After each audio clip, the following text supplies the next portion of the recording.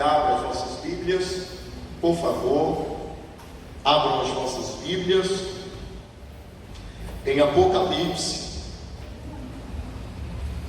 Apocalipse, capítulo 20, por favor, o capítulo 20 do livro de Apocalipse.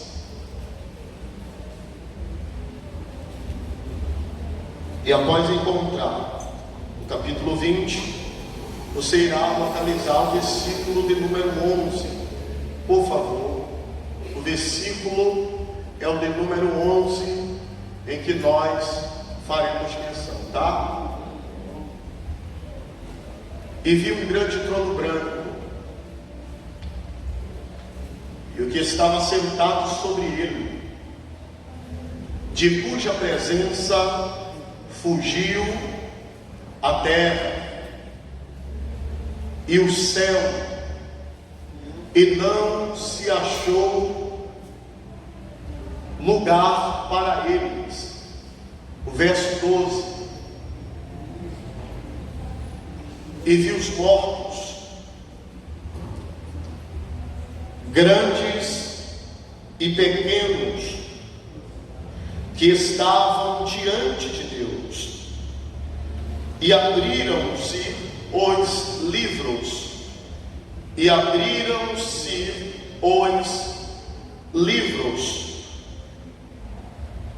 e abriu-se outro livro, que é o da vida, e os mortos foram julgados pelas coisas que estavam escritas nos livros, segundo as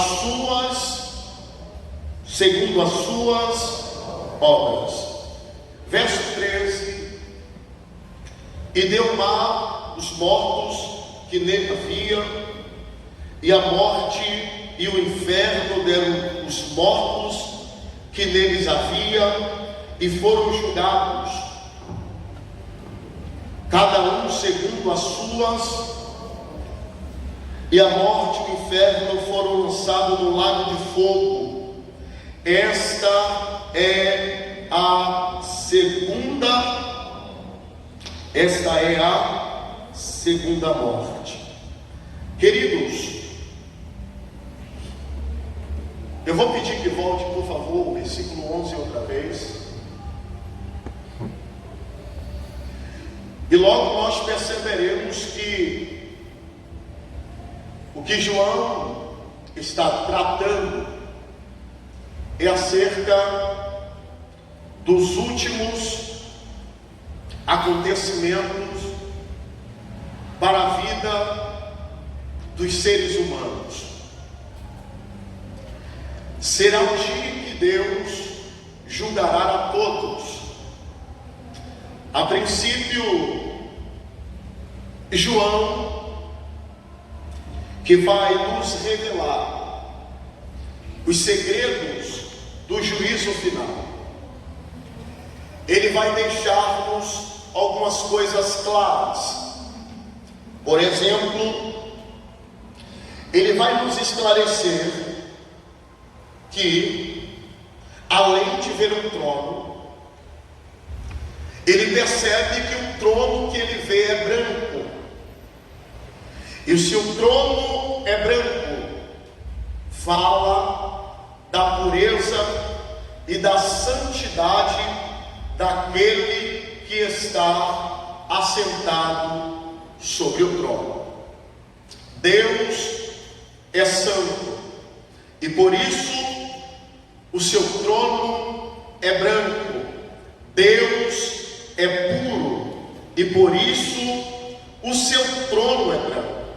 Mas só que João, ele vai esclarecer ainda mais que, além de ver um trono que é grande, e esse trono também é branco, João ainda vai ter a visão de quem está assentado sobre ele.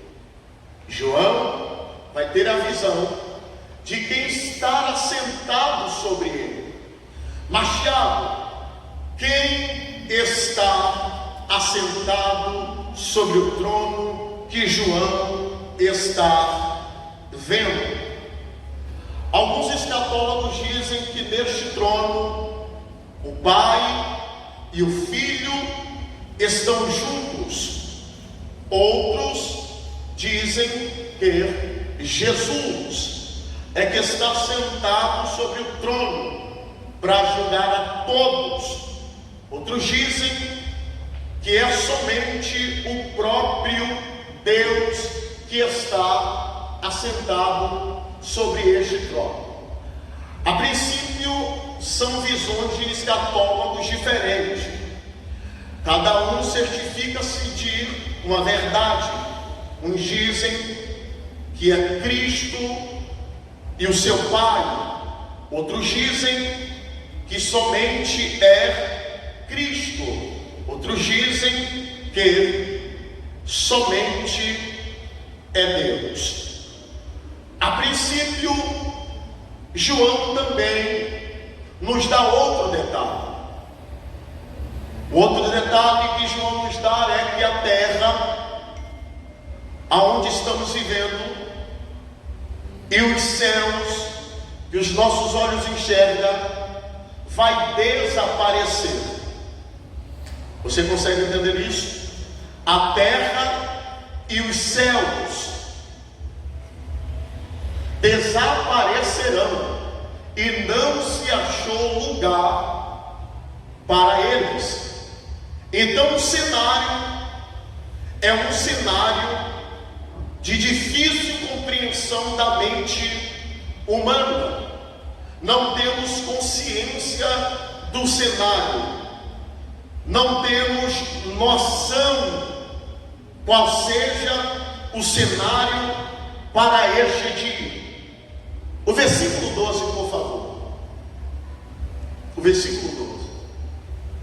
E vi os mortos, pequenos e grandes, diante do trono, todos.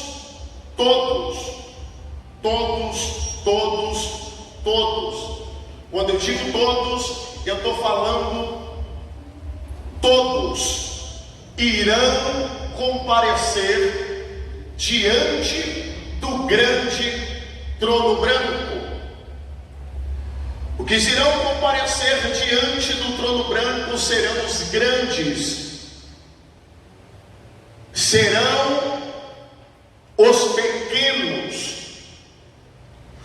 todos estarão diante do grande trono branco.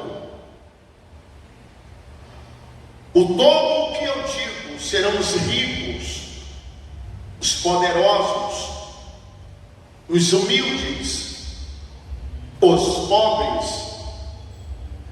E a nossa apostila, que aborda o juízo final, o bispo, ele deixou algumas riquezas de detalhe para nós.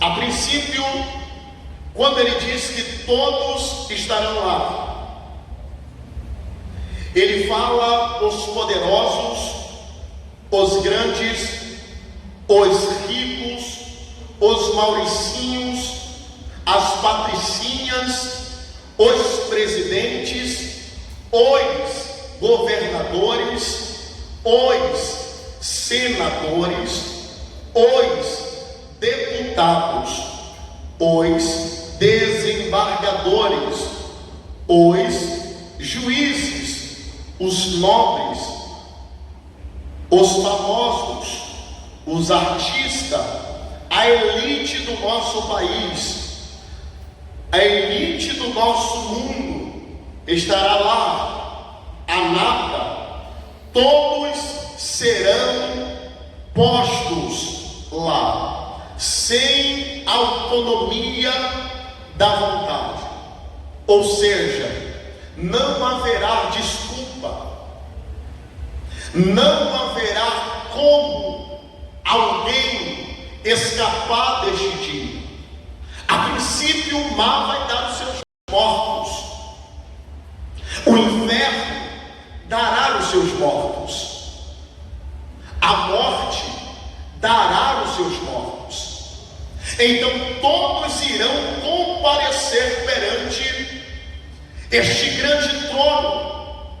Estará lá Lula, estará lá Allan Kardec, estarão lá todos aqueles que perseguiram a igreja de Cristo, aqueles que se levantaram contra a igreja de Cristo. Todos eles estarão perante o grande trono branco. Não vai ter como colocar atestado para ir no outro dia. Não vai ter como inventar desculpa dizendo que a cabeça está doendo. Não vai ter para onde ninguém fugir.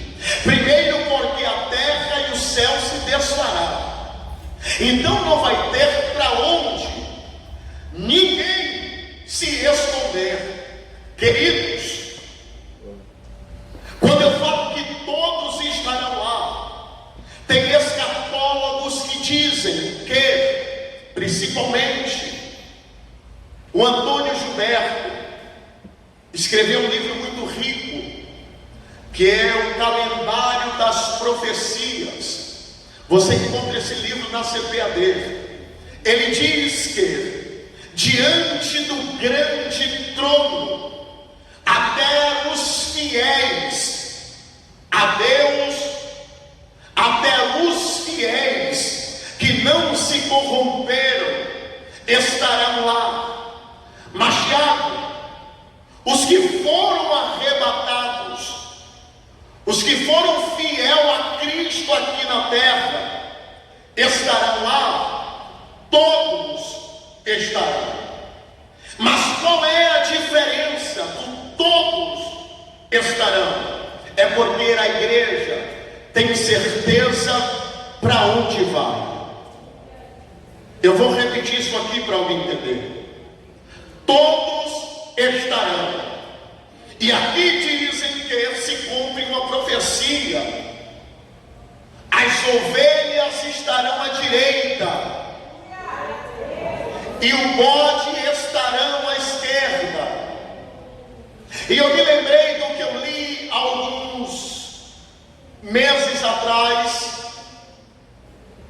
quando o escatólogo diz que é nesse dia, pastor, é nesse dia, meu amigo, que comparecerão pessoas que usufruíram do dom de Deus. Nesse dia, pessoas vão questionar contra aquele que está sentado no trono para julgar toda a raça humana. Vai ter pessoas que vão dizer: Senhor, no teu nome eu curei. Senhor, no teu nome eu profetizei, dom de profecia. No teu nome eu curei, dom de cura. No teu nome eu expulsei demônios, autoridade. Mas ouvirão: apartai-vos de mim, malditos, que eu não vos conheço. Então a realidade aqui, e que a igreja, nós precisamos entender, é que dom não salva, que dom não liberta, que dom não transforma. Quem transforma é Cristo. Quem muda é Cristo. Quem salva é Cristo. Quem transforma caráter é Cristo, através da pessoa do Espírito Santo. Aleluia! Então todos irão comparecer. Pensa a elite do nosso Brasil: Jair Bolsonaro, Dilma Rousseff, Sérgio Moro, Lula, todos estão, Ivete Sangalo,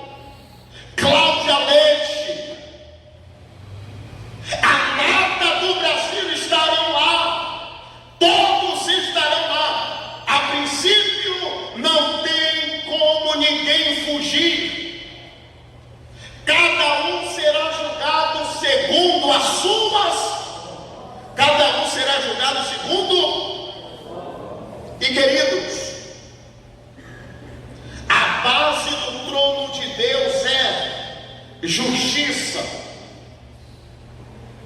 e juízo. Então ele não vai errar no julgamento. Não vai ter como ninguém dizer: eu não fiz, eu não peguei, eu não entrei, eu não tentei, eu não pedi, eu não falei, eu não fiz, eu não fui, eu não peguei. Todos serão julgados pelaquilo que fez. Não há injustiça em Deus. Não há injustiça em Deus. E é verdade, Deus é justo,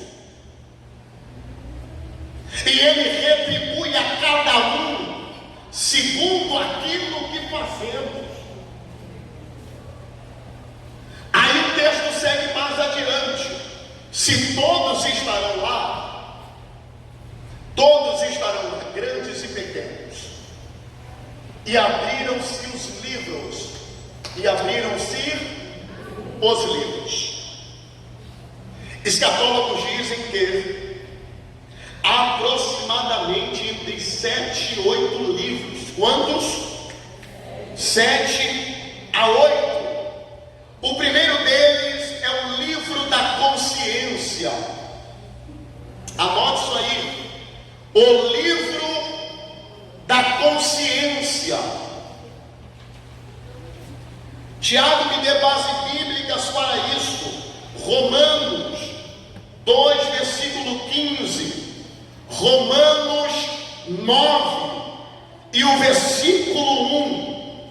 O primeiro livro é o livro da consciência. Eu vou repetir. Romanos capítulo 2 e o versículo 15, Romanos capítulo 9 e o versículo 1, você anotou aí? Romanos capítulo 2, versículo 15, Romanos capítulo 9 e versículo 1, o primeiro livro, o livro da consciência. Tiago, e que livro é esse? É um livro que nos trará clareza daquilo que cometemos. É um livro que nos trará à memória aquilo que um dia nós fizemos. Ou seja, Salomão disse que aquele que confessa e deixa alcança, mas Tiago, eu fiz, eu feri alguém, eu mexi no que não era meu, eu agredi alguém com palavras, alguém se frustrou por causa de mim, alguém se decepcionou por causa de mim, eu feri alguém, eu machuquei alguém, eu fiz coisas que aos olhos do homem não tem perdão. E para quem matou? E para quem estuprou?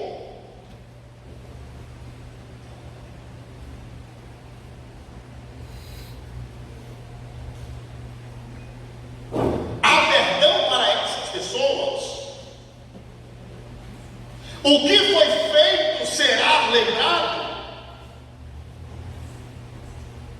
Mas só que a Bíblia está dizendo que aquele que confessa e deixa alcança misericórdia.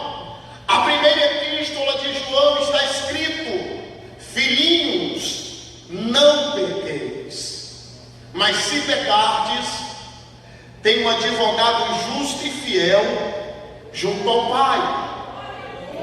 Aleluia. O sangue de Cristo nos purifica de todo o pecado. Tiago, eu já perdoei a Tiago, eu fiz e não faço mais, já me arrependi. Você alcançou uma misericórdia até Cristo na sua vida. Então não há condenação para quem se arrepende. Não há condenação para quem pecou. Mas Tiago, eu ainda carrego comigo este peso na consciência. Então você não se arrependeu. Porque o arrependimento traz libertação.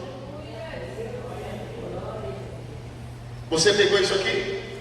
Arrependimento traz. Se eu me arrependo verdadeiramente, automaticamente a minha mente se abre e aquilo que eu cometi já não tem mais espaço nela. Porque agora nós temos a mente dele e temos que pensar como ele pensa. Temos que agir mediante uma situação como ele agiria. A princípio, se a igreja do nosso século, se a nossa geração parasse para entender, a minha atitude será que seria a mesma de Cristo. A minha atitude emocionalmente, mediante um impulso, glorifica a Cristo ou desonra o nome de Cristo na minha vida? É muito simples. Se eu pequei e me arrependi e não volto mais a pecar, porque arrependimento está relacionado a esquecimento daquilo que um dia eu fiz. Consciência. Por exemplo, eu me arrependo, alcanço misericórdia e volto a praticar a mesma coisa. E volto a praticar todo o pecado, eu me arrependo. Mas depois de todo arrependimento eu pego. Eu pego e me arrependo. Me arrependo e pego. Você entende isso? Então quando você se arrepende de verdade, que você diz eu estou arrependido, que se alcança misericórdia, quando Satanás disser, lembra, você diz, o sangue de Cristo me purificou de todo o pecado. Põe a mão na sua mente aí, por favor. Aleluia. Tudo que foi cometido por nós, tudo que fizemos, seja tudo aquilo que é de mal, que não honra a Deus, hoje cai por terra todo o peso na consciência, em nome de Jesus. O segundo livro é o livro da natureza. Diga livro da natureza. Diga livro da natureza. Anote aí. Jó, capítulo 12, versos 7 a 9. Jó, capítulo 12, versos 7 a 9. Salmo 19, estrofe de 1 a 4. E Romanos capítulo 1, e o verso de número 20. Mas Tiago, para que este livro da natureza? Mas Tiago, para que este livro da natureza? Para que vai ser aberto? É muito simples. Você conhece alguém assim? Pisou em mim, eu vou pisar de novo. Me feriu, eu vou ferir também. Me frustrou, eu vou frustrar também. E ainda, quando vai ouvir o conselho de alguém, de uma autoridade espiritual, a tal pessoa com a síndrome do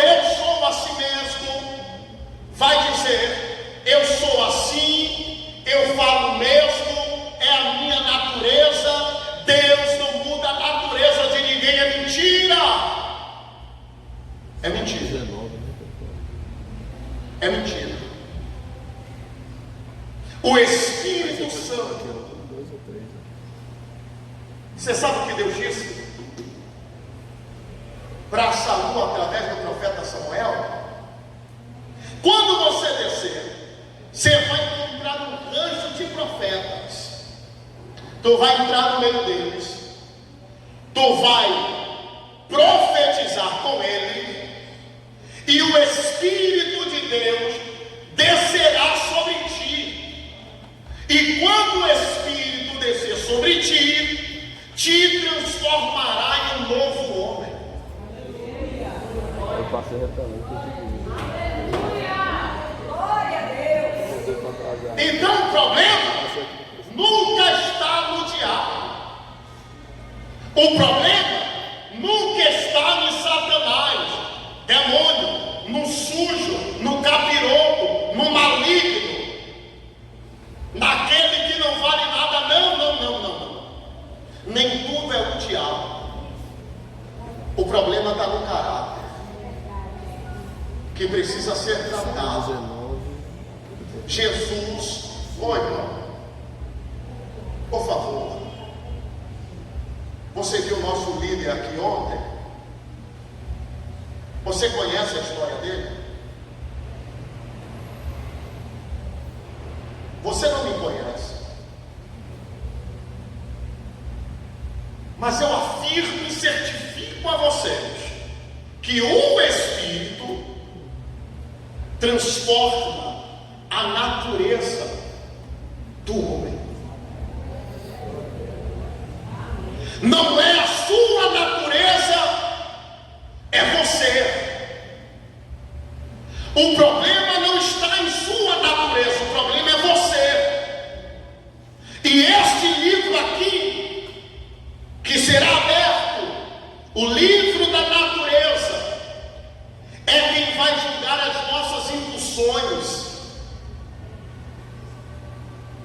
É quem vai julgar os nossos deslizes no momento de euforia ou euforia, no momento em que ouvimos algo de alguém e não temos estrutura para ouvir e dizer amém.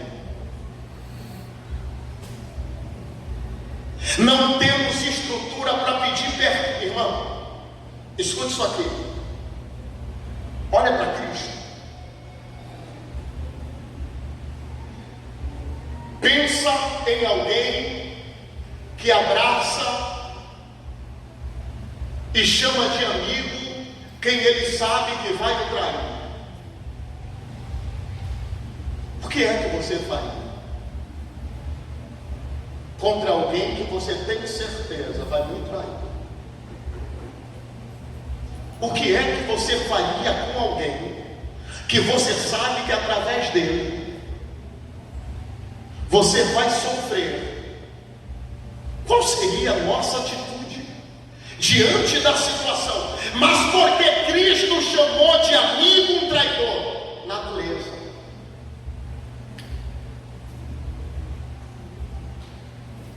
A natureza de Cristo fez tratar um traidor como amigo. Mas Tiago, como é que eu vou tratar alguém que eu sei que vai me trair como um amigo? Como é que eu vou lidar com alguém que me agrediu com palavras? Alguém que desacreditou de mim, alguém que me rebaixou, alguém que não acreditou em mim, que não acreditou naquilo que Deus me confiou, que não acreditou no meu ministério, que não acreditou na minha chamada, que não acreditou no meu casamento, que não acreditou na minha família, que não acreditou na minha casa, que não acreditou no meu esposo. Alguém que disse para mim: você não presta, você não vale nada. Qual seria a sua atitude de reação? E tem alguém que diz assim, quando a natureza é transformada: ah, se fosse há anos atrás, ah, se me dissesse isso há anos atrás. eu saberia como agir. Eu saberia o que fazer. Então o terceiro livro é o livro o segundo livro, o livro da natureza. Então grave isso aí. O Espírito Santo transforma a natureza humana. O Espírito Santo transforma a natureza e transforma o caráter do homem. Então não é como alguém que diz ter a pessoa do Espírito Santo e continua praticando as mesmas coisas. Porque alguém precisa entender isso. O falar em línguas, o rodar, o pular, o profetizar, o cortar laço, o rodopiar, não é evidência de manifestação do Espírito em ninguém. Mas qual é a evidência? A transformação do caráter da natureza do homem. Glória a Deus. Quem tem o Espírito Santo não consegue ser mais o mesmo. Quem tem o Espírito Santo não consegue mais agir da mesma forma. Então o Espírito Santo que Jesus, quando foi, e o Pai o enviou para habitar em nós, nos certifica da transformação do caráter. Então o Espírito Santo muda caráter e a natureza humana. Amém? Terceiro livro, o livro da lei. O livro da lei com base em Romanos capítulo 2 e versículo 12. Romanos 3 e versículo 20. Ora, a lei revela o pecado. A lei revela o pecado. Muitos serão julgados com base na lei. Amém? O quarto livro, o livro do Evangelho. O livro do Evangelho. João 12:48. João 12:48. Romanos 2:16. Este livro aqui está relacionado com a pregação do Evangelho que alcançará a todos. Então não haverá desculpas de alguém dizer: eu não ouvi o Evangelho. Até porque, se você analisar bem, você vai ver que Pedro disse que Cristo pregou aos espíritos em prisões. Essas pessoas em que Cristo pregou, esses espíritos, está tratando da geração de antepassados. Era necessário que ele pregasse. Para quê, Tiago? Para que não houvesse a desculpa de dizer que ninguém ouviu o Evangelho da verdade. Até os espíritos em prisão ou em prisões ouviram o Evangelho. Amém? A gente está no quarto livro. O quinto livro, o livro da nossa memória. O quinto livro, o livro da nossa memória, com base em Lucas 16:25, Marcos 9:44,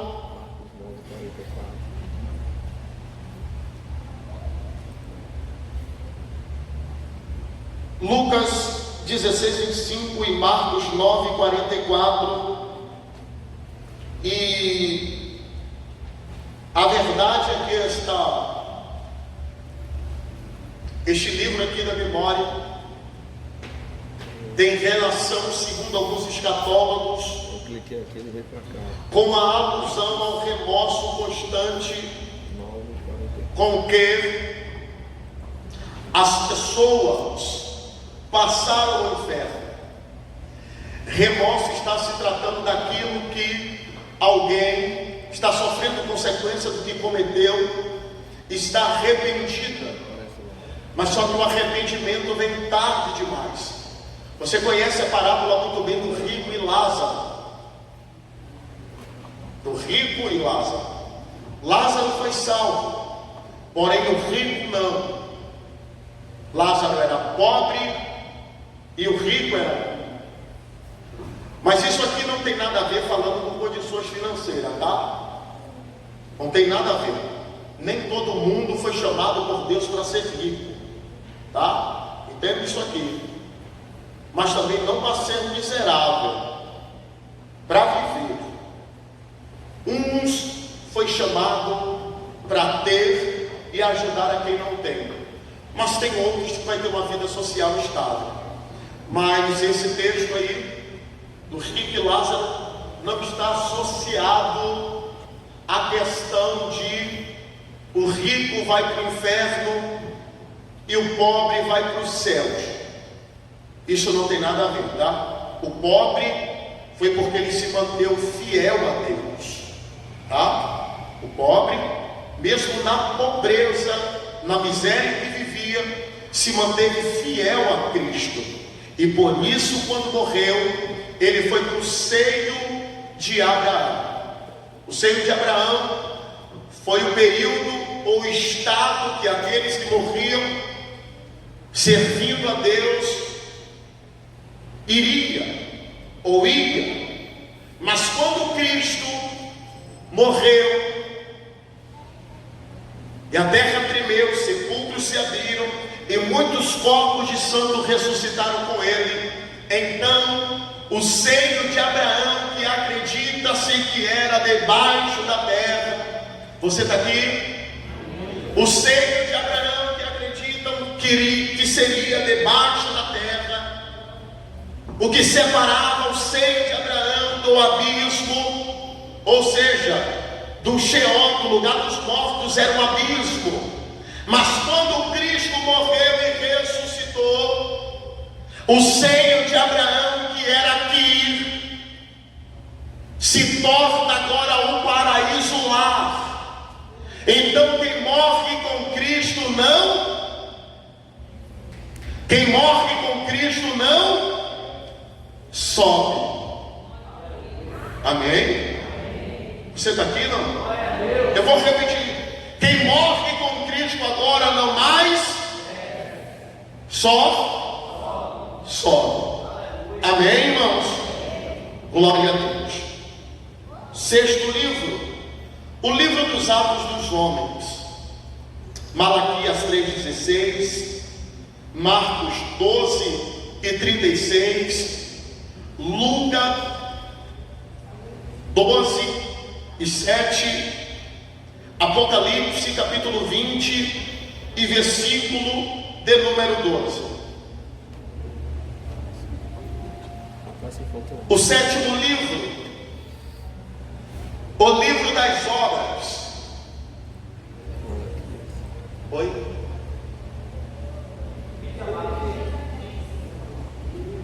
Se eu posso repetir, tá? O livro do Ato dos Homens, né? O sexto livro, Malaquias 3,16. Eu também não posso abranger, tá? Eu não posso ler os versículos que eu estou citando. Não, eu sei.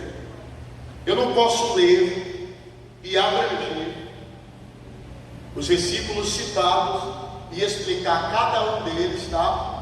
Porque eu estou com a expectativa que aquela porta se abra. Amém, irmãos?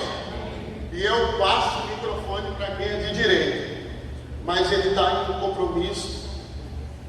E é um compromisso muito sério, porque senão o negócio pega se ele sair de lá fora do tempo. Mas amém, você está aqui, estamos aprendendo. O livro dos Atos dos Homens, sexto livro, você anotou isso aí? Você não está notando? Não está notando, não está não. Malaquias 3,16. O segundo até não peguei. Marcos 12,36. Lucas 12:7 e Apocalipse 20, versículo 12. Pegaram todos aí? Malaquias 3,16, Marcos 12:36, Lucas 12:7 e Apocalipse capítulo 20 e o verso de número 12. Agora o sétimo livro, o livro das obras, tá? O livro das obras.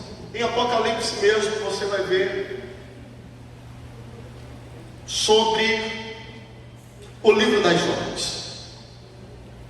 E esse livro está relacionado a Quertia, as obras realizadas pela igreja, as obras realizadas pelos membros da igreja, tá? Nós somos membros e unidos formamos um corpo. Então o Espírito Santo age de dois modos: através dos membros, ou através do membro, e através dos membros, que é o corpo, a igreja. Então cada um foi chamado para realizar uma determinada função no reino. Uns foi chamado para pregar, outros foi chamado para cantar, uns foi chamado para pastorear, outros foram chamados para ser líderes de departamentos, outros foram chamados para cuidar do departamento infantil, outros foram chamados para cuidar do departamento de adolescentes, outros foram chamados para cuidar do departamento de jovens, de senhores, de senhoras. Uns, eu acredito nisso, tá?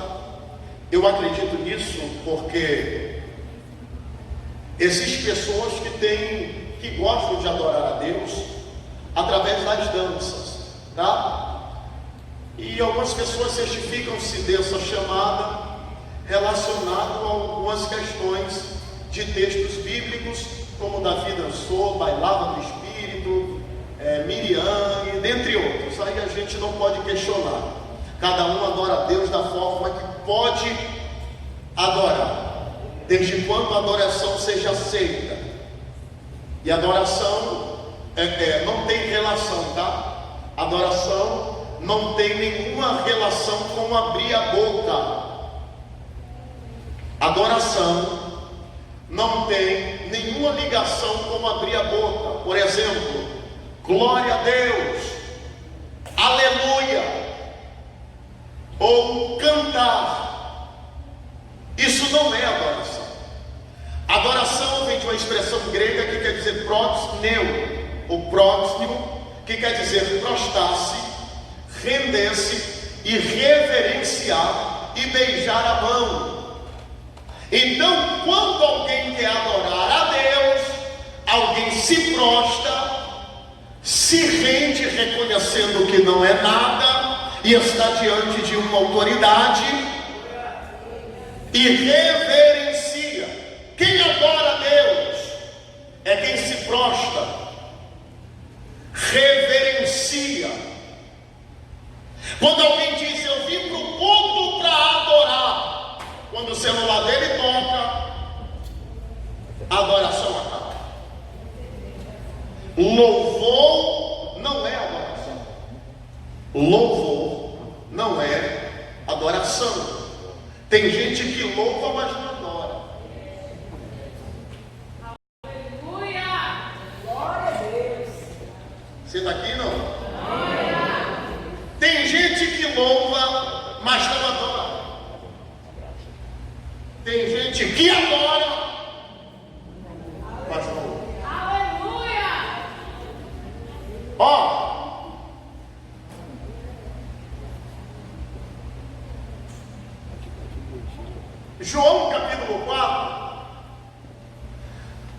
Jesus disse: e a hora vem, e agora é, que os verdadeiros próprios adoradores adorarão o Pai em espírito, não se prostra na carne, não reverencia para alguém ver. Reverência está ligada ao caráter. Não há como eu esconder quem eu sou diante de alguém que os olhos são como chama de fogo.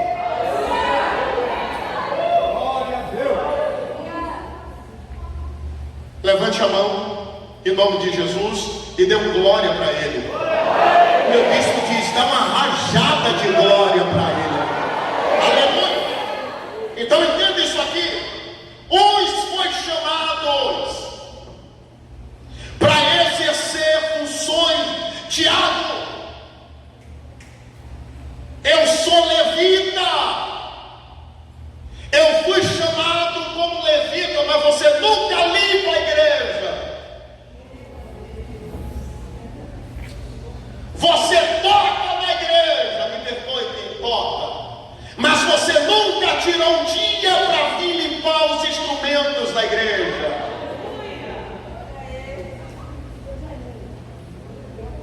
Tiago, eu sou missionária, eu fui chamado para fazer a obra missionária, mas nunca gastou R$100 do seu dinheiro, só viaja se pagarem para você. Tiago, eu sou missionário. Você nunca pegou do seu dinheiro, fez uma sopa e distribuiu na lata. Eu sou missionária, me apresente como missionária. Tiago, eu sou pastor. Me apresenta com as ovelhas. Me apresenta os seus liderados. Mas Tiago foi consagrado agora. Eu entendo. Davi foi consagrado hoje para ser rei amanhã. Mas tem uns que quer ser por causa do título. Mas só que a obra de Deus, a obra que nós realizamos, e tem o seguinte: quem foi chamado para cantar, fique na vocação que foi chamado. Quem foi chamado para pregar, pregue a palavra. Quem foi chamado como profeta, deixe Deus se usar na profecia. Quem foi chamado para cuidar dos doentes, cuide dos doentes. Não queira fazer o que você não foi chamado para fazer. A obra de Deus nós realizamos todos os dias. Eu prego, viajo para pregar, submerso, obra de Deus. Eu canto, obra de Deus. Mas Tiago, me explique isso aí. Você quer dizer que eu tenho que fazer a obra? Claro. Você tem que pregar. Pregue. Você tem que cantar. Cante. Deixa eu ir para a Bíblia para você entender. Jesus chamou 70 e disse assim: estou dando poder a vocês. Expulsa demônios, cura os enfermos. Vai nos 70. Os demônios, no nome de Jesus, eu tenho que saber. As doenças estão indo embora e eles voltam todos alegres. E Jesus está os esperando. Eles tinham ido fazer a obra.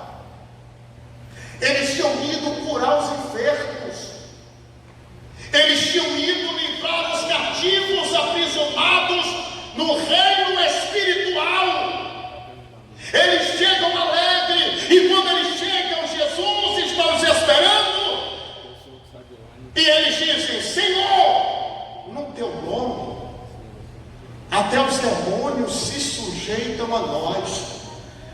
Jesus olha para eles e diz assim: meus filhos, não se alegrem porque os demônios se sujeitam a vocês em meu nome, mas se é para se alegrar, se alegrem pelo seu nome escrito no livro da vida. Eu esqueci, Daniel, nome do Senhor? Roosevelt. Entenda uma coisa. Você sabe por que Jesus disse para ele, pastor? Se alegre em ter o seu nome escrito no livro da vida. Sabe por quê? Porque as obras não te qualificam a entrar na Nova Jerusalém. Você está aqui? As obras não te qualificam a entrar na Nova Jerusalém. Mas Tiago, qual é a certeza que eu tenho? Que eu vou entrar mesmo fazendo a obra. Faça a obra, mas mantenha o teu nome lá. Faça a obra, mas mantenha o teu nome lá. Pregue, mas mantenha o teu nome lá. Cante, mas mantenha. Esta é a certeza, irmãos. Em ter o nosso nome escrito no livro da vida. Tem gente buscando nome nos cartazes da vida. Tem gente que quer aparecer. E você precisa entender isso. As obras não te qualificam a entrar na Nova Jerusalém. As obras não lhe dão certeza de salvação. Até mendigo. Quando você vai, meu irmão, eu vou dizer uma coisa. Outro dia eu estava passando e tinha um mendigo catando lixo. Eu passei. Daqui a pouco o mendigo disse assim, não, parou de catar, virou para mim e disse assim, não, você vai lá. Falei, misericórdia. Falei, como é isso, Jesus? Você vai lá. Mais à frente, eu recebi uma ligação de um pastor. E ele disse, está fazendo o quê?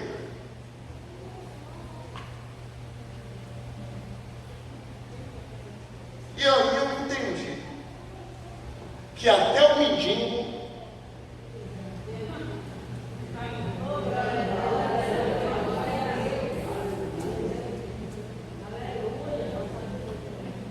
então as nossas obras não nos qualificam, irmãos.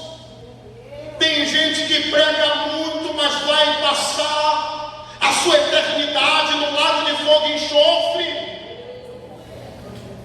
Tem gente que é tão espiritual aqui, mas o resultado final é lago de fogo e enxofre. Você não precisa ser famosa para ter o teu nome lá. Você não precisa. Então entenda isso. Quem produz obras é a carne, mas fruto.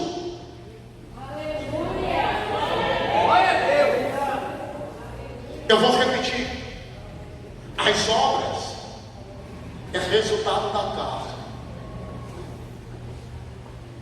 mas os frutos é resultado da vida de alguém espiritual. Só o Espírito Santo de Deus é quem gera fruto em nós.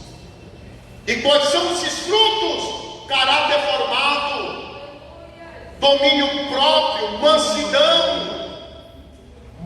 Eu não vou falar os outros que parecem línguas estranhas, né? Benignidade, longanimidade, né? Mas enfim, as obras, escute isso aqui. Tem gente que está com o nome no livro das obras. Tem gente que está com o nome como um bom obreiro, como uma boa obreira, como um bom pastor. Triste é, irmãos, é se pelo menos tivéssemos uma visão do estado em que a igreja brasileira está vivendo hoje.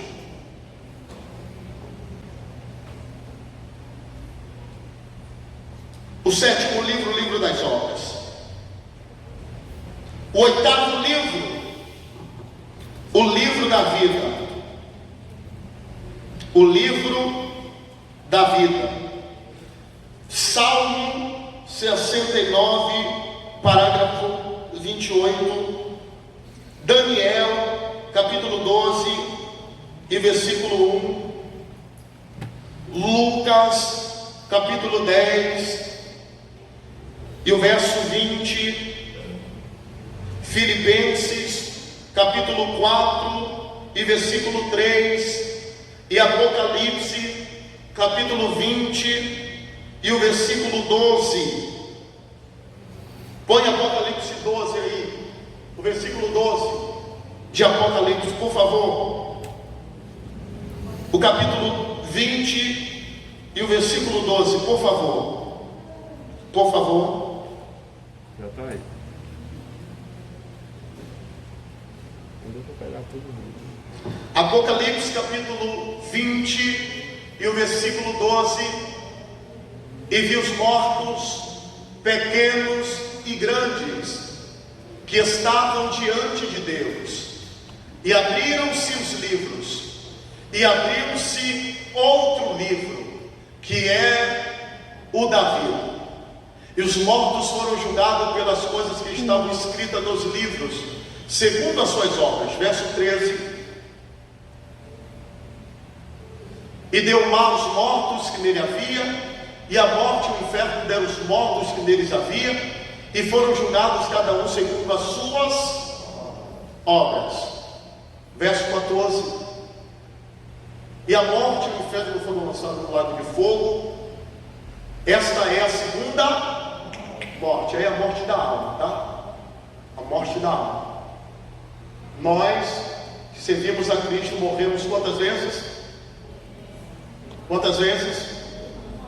Nós. Quem falou dois? Quem falou dois? Foi a senhora, não foi, minha tia? Foi não? Foi você não? Foi a senhora não? Nós que servimos a Deus morreremos quantas vezes? Quantas? Está comendo, bebê? Nós que servimos a Deus morreremos quantas vezes? Uma, diga uma. Por quê, Tiago? A morte que morreremos é quando esta carne aqui, quando nossos órgãos parar, o Espírito sairá e a nossa alma vai ao paraíso. Claro, se não acontecer um arrebatamento antes, tá? Em nome de Jesus. Mas só morreremos uma vez, por quê, Tiago? Porque se formos, ou se morrermos com Cristo, nós temos a certeza que viveremos com Ele. Então nós morreremos uma vez e ressuscitaremos uma vez. João capítulo 5, por favor. João capítulo 5, você vai entender. João capítulo 5. João capítulo 5 e o versículo 28, por favor. Versículo 28, só para você entender. Aqui. Olha para cá. Não vos maravilheis disto, porque vem a hora em que todos os que estão nos sepulcros ouvirão a sua 29. E os que fizeram o bem sairão para a ressurreição. Então morremos com Cristo e ressuscitaremos com Tiago. Como é isso? Minha mãe morreu